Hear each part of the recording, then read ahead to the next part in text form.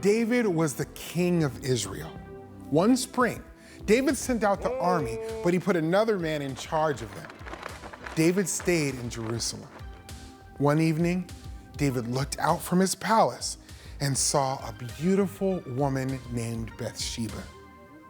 Bathsheba was the wife of Uriah, one of the best warriors in David's army. David sent his messengers to get Bathsheba, and she came to David's house. Later, Bathsheba told David that she was going to have a baby. The baby would be David's. David knew what he had done was wrong. David should not have a baby with someone who is not his wife. So David made a plan to make sure no one found out that Bathsheba's baby was his. David called Uriah home from the battle and told him to go spend time with his wife. But Uriah didn't think it was fair for him to relax at home while the other men were at war. He slept on David's doorstep and refused to visit his wife.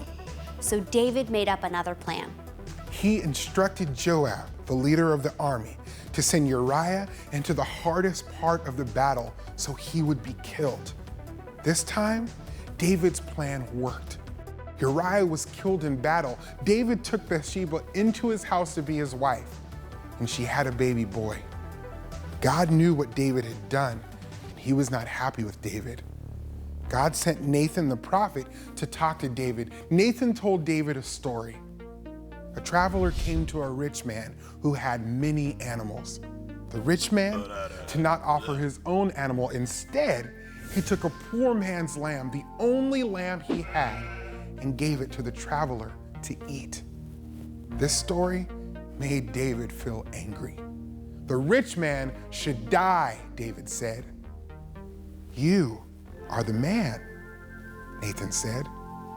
God had given David a position of great power, and David took what wasn't his. David realized he had sinned against God. David deserved to die.